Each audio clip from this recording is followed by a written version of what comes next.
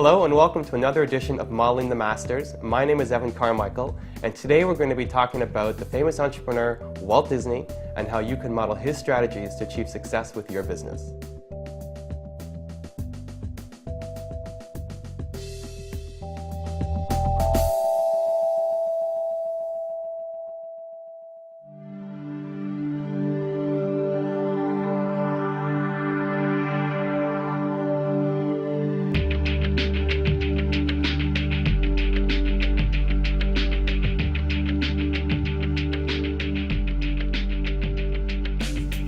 Everyone knows Walt Disney for his movies, theme parks, and cast of characters.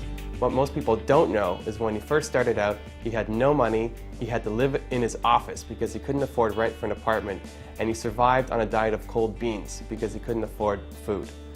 By committing to his business and sticking with it, he was now able to build a business that has almost $40 billion in revenue. So today we're going to look at 3 lessons that you can learn for Walt Disney's success and apply it into your company. Lesson number 1 is find something that you love. Walt Disney grew up in the early 1900s on a farm in Missouri and developed a passion for drawing. So much so that one of his neighbors actually paid him to draw some cartoons of his horses. When Walt Disney got to school, he found that he was a good student, but he really enjoyed doodling as opposed to paying attention to his teachers. He connected with one of his high school papers and started drawing patriotic cartoons for the school paper.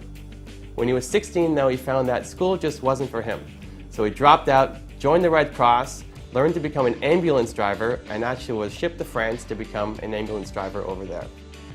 He couldn't lose that passion for drawing and cartooning, and he ended up plastering his ambulance full of different cartoon creations that he had made.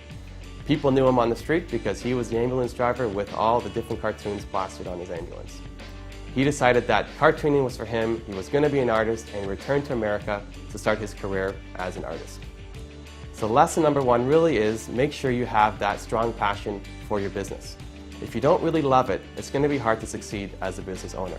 If you look at any famous entrepreneur and why they started their business, it wasn't for the money. Money comes when you're really passionate about what you're doing. So think about what is it that you do in your spare time? What do you really enjoy doing? What gets you going in the morning? What are your hobbies? And how can you turn those into a potential business opportunity? Lesson number 2 is push the boundaries. Walt Disney first made his mark in 1934 when he proposed making a feature-length animation, which had never been done before. It was called Snow White. It took him 3 years to make. He went 100% over budget. People thought he was crazy for doing it. He ran out of money at the end and had to actually act out the last scenes of the movie for his bankers to get the money he needed to close and finish the movie. It ended up being a huge success. It was the biggest hit of the year. He won an Academy Award for it, and it was a financial gain for him.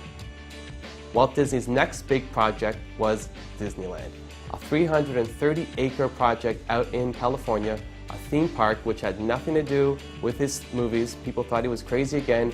Why would you do this? What tie does it have to your movie business? But he had a vision.